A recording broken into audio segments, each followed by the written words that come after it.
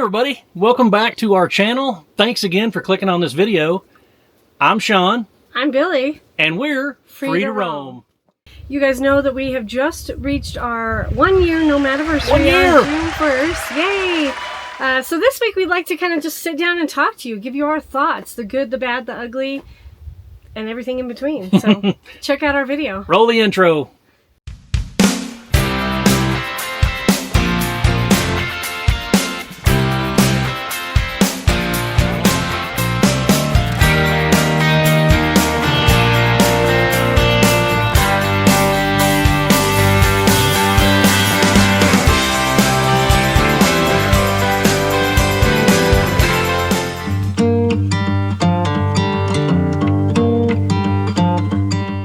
On the road for a year and we love it, but we're gonna be honest with you, there's some good and some bad. So this week we're going to talk to you a little bit about that. Let's get the bad out of the way. Okay, what do you think the most difficult part of full-time RV life is for you? For me, it is maneuvering a big rig into spots that we want to get to. We haven't had any place that we can't get into. And our rig is 42 feet roughly. But it can be stressful. It can be stressful, particularly because we like to boondock. Take the spot we're in right now. It's gorgeous. But it took some maneuvering. And we've never been here before, so we didn't know. Right. And so for me, when I'm pulling my house behind me, I don't want to mess up my truck or hit anything with my house and damage that, because if we have to be out of our house for repairs or anything, that would cost a lot to be in a hotel. It's going to be difficult. So I stress and find difficulty in maneuvering the big rig sometimes in some of the spots we want to get into. Cool. I think for me, the most difficult part probably came to light recently because we had our boys stay with us. So, our older boys, when they went off to college, we owned a big house. So when they wanted to come home for Christmas or spring break or summer, we had a place they could land.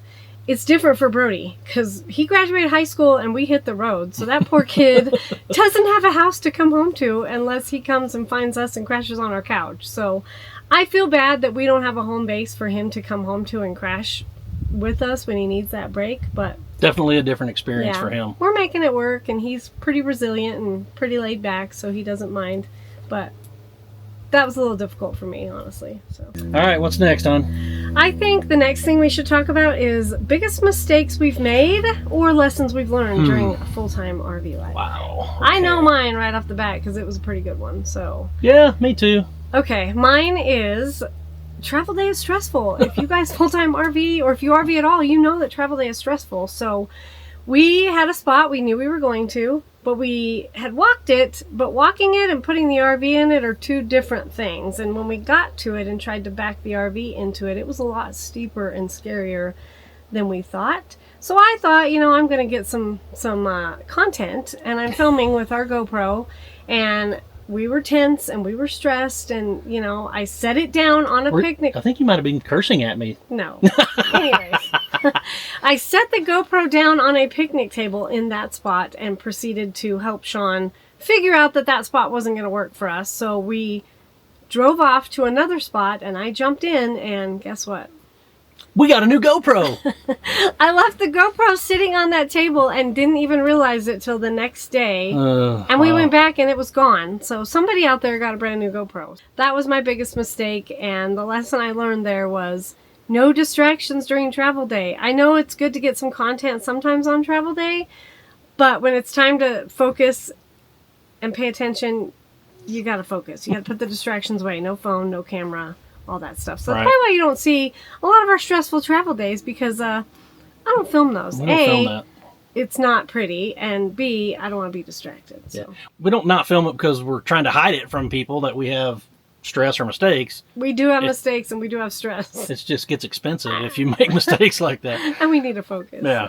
So. What about you? Like, what is a lesson, or what's a mistake you made, or a lesson? Mine, classic blunder. We travel kind of loose, and we made a plan. We were going to meet some folks, long story short, in Laramie for a football game.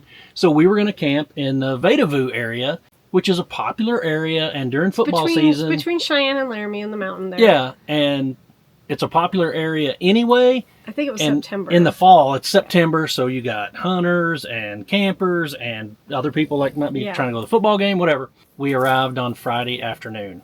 One of the reasons we had to arrive on Friday is not on purpose, but we were coming from a golf tournament. Yeah, right. So. We decided that we would go. We had two spots. We had like 3 plans. We had three potential spots. That we we thought, okay, these will work. Of course, when we get in there, the first spot taken, second spot taken. And we don't know the road, so we don't know how much further can we go down this road and still get this big rig out of here because we don't know where it goes or where it comes out. So we finally found a spot. We have a video on this. I'm going to pop the video up here. I'll show you a little clip of the spot we got into, because if you've seen the video, you know that I literally filmed him coming in like this because I couldn't watch him bring the rig into the spot. Yeah, it wasn't a great road. I didn't drag anything. I think we flipped off one snap pad on a cattle guard. Because it was like a steep drop off. We actually found it. We found it. But anyway. It was a beautiful spot. And we ended up staying there for like 2 weeks. We stressed the whole time about how we were going to get out because the road was bad. As a matter of fact, I think we actually took a shovel down and fixed the road in some spots so that we could get out without dragging because it was very sketchy. But the lesson we learned is... Try not to get somewhere on Friday night, especially if it's a popular place. And... be a lemon boondocking. If you have a reservation, then no worries. But, know the area. I mean, we could have taken our bike off and rode it up there, but we didn't. After dark, on Friday, public land. Unknown spot. Not a good... unfamiliar area, not a good formula. So. Yeah, so big lessons there, but, we learn, right? Yeah. If we learn and it from ended up being a great stay. It did, yeah. Okay, something that's interesting is something that surprised us. I think we were most surprised, in my opinion, about how much money you can spend in the full-time RV life. Oh, yeah. I mean, if you're sitting on the couch and you're watching this trying to decide, do I want to do it? It's not a fix-all for your financial woes. You think, I'm going to sell my house and I'm going to live in a camper down by the river. It's not that easy.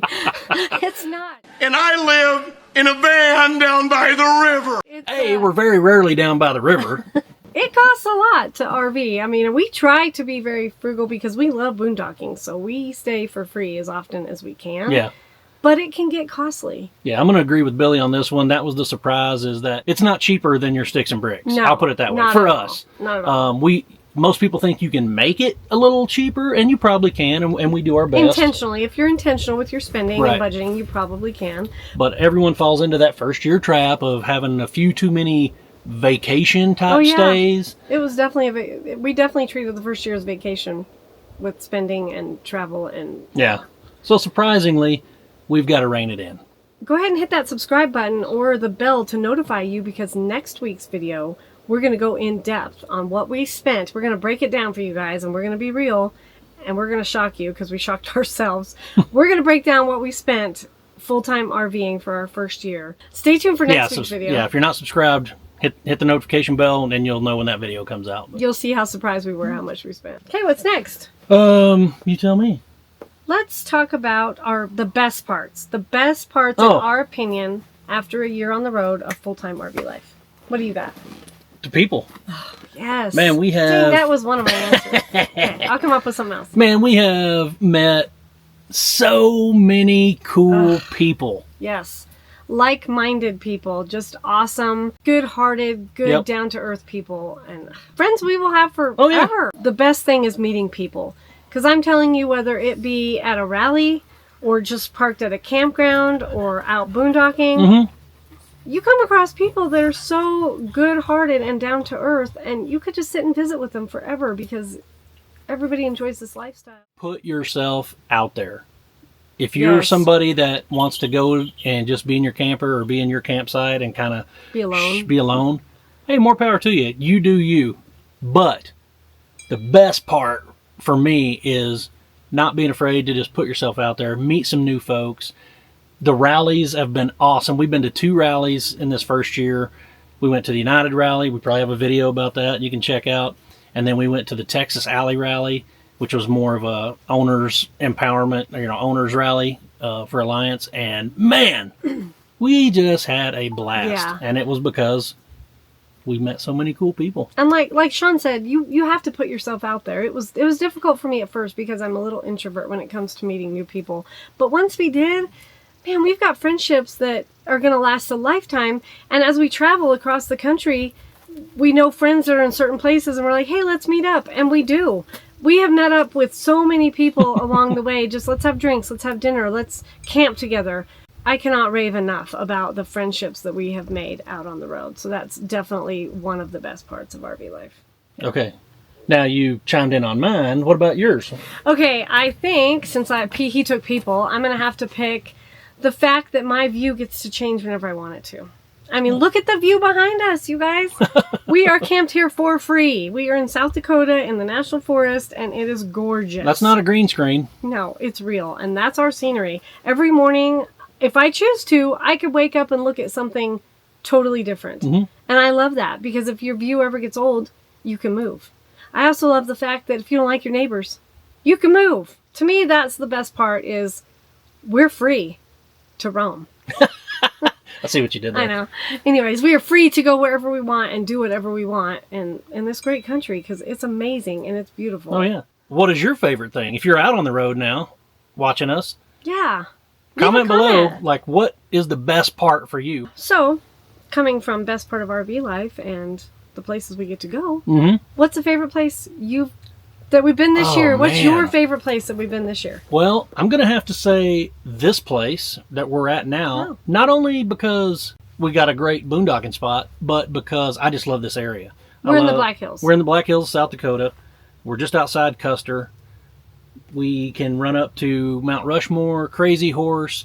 We got here from Devil's Tower, which is only 100 miles away. And so this whole little stop in this area has been my favorite, just because this is one of my very favorite areas to visit. I love the Black Hills. It's gorgeous. As we're sitting here, I can smell pine, and it's beautiful. The dogs are laying in the shade. I mean, they've been chasing squirrels all day. It's a great place. Oh, yeah. Okay, so what about you? Okay, I think this year, our favorite place that we've been together this year, I'm going to have to say Alma Lake State Park. Awesome. Hidden gem, and we only went there because our friends, Scott and Ashley from Wild Blue Wanderers, were there, and they suggested it.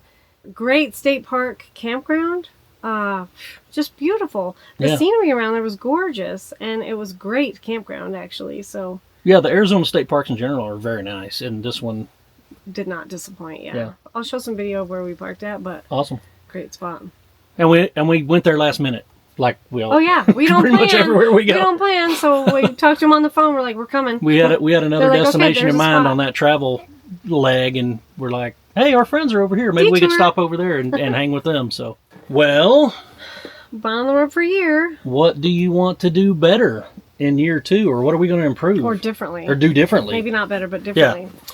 I think that I would like to try to slow down and stay at the locations we park for a little bit longer. Not only for financial purposes, because usually it's cheaper to stay longer. Sure. Because you're not using gas in your truck. You're not paying for a new RV spot or your new, whatever. Right.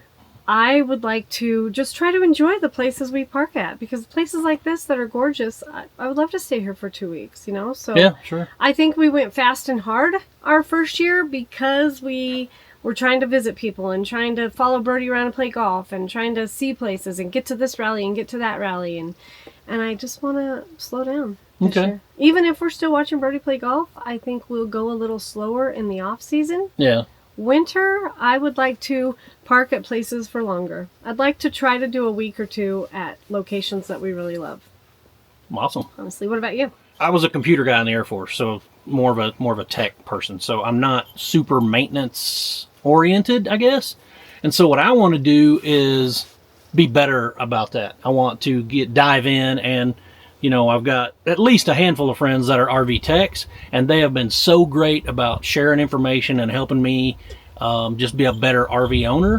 And so I want to really dive in and be able to fully maintain my own rig, do all the things, starting with, I had to rebuild our bed. Yeah. And that you've seen our last video.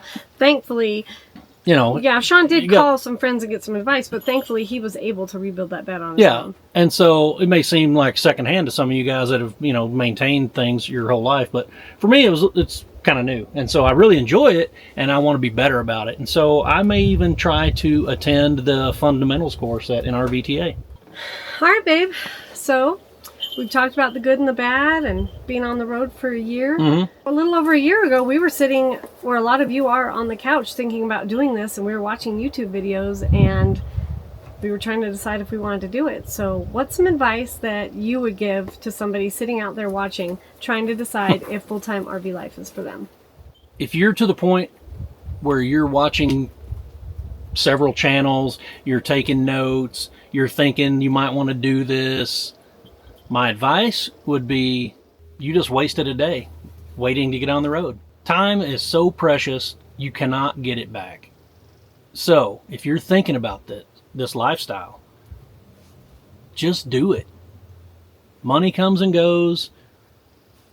Time goes. You don't get it back. I would say if you can do it and you want to do it, do it. For me, I think I would like to tell you a little of our backstory. If you don't know, we went from a 4,600 square foot house, sold it pretty quickly, went to a 1,000 square foot rental house, and thought we downsized enough to get into the RV. We did not. So if you are about to do this and you've downsized and you're thinking, okay, I'm good, look through your stuff again and downsize again. I'm telling you, you do not need half the stuff that you think you need. We just bought a new rig, obviously, last month, and when we moved the stuff over, we got rid of even more stuff. And there's still stuff that I would like to get rid of. We make donation runs probably once a month of stuff that we're just not using. When we look through our rig to move it to this one, we thought, we haven't touched this in a year. Why do we carry it with us? I'm just carrying it just in case. Yeah, so we downsize. My advice to you is that you really take a hard look at your stuff and get rid of as much as you... That was a bee. I hate bees. Especially what Billy's saying, though. Your house stuff probably has no place in your RV. It's just a fact. So if you're really attached to your belongings, store them. Don't bring them with you. This is a completely different minimalist lifestyle in most cases, in my opinion. Absolutely. You other full-timers that watch, chime in below, comment below, and tell us what you think. I'm sure we're going to get a lot of the same comments, same answers. You haven't downsized enough. Yeah. If you're ready, if you're preparing to get on the road. Thanks for watching our video again this week. We really appreciate all of your support. We know there's a lot that we didn't talk about probably. If you have other questions for us on what we thought for full-time RV life, comment down below and ask us a question. We love to answer. We're going to be honest with you. We're going to tell you whether it was good or whether it was bad. We're not going to lie. We're not going to sugarcoat it. Like I said, I am working up our video and the details of how much it cost us to full-time RV for the first year. So stay tuned for next week's video because I am going to bring the shocking, honest truth about how much we spent in our first year of RV life. So stay tuned for that. If you haven't already considered subscribing to our channel, please go ahead and do so. It helps us out. It helps us grow. We love getting information out to you guys. We hope to meet some of you on the road. We would love to link up and, sit around a campfire and drink a cup of coffee or have a cocktail or whatever. We just love meeting the folks that have watched our videos. So thank you again for watching the video. Like, comment, subscribe. Safe travels, and we hope to see you next week. So see you out there. okay, take care. Bye.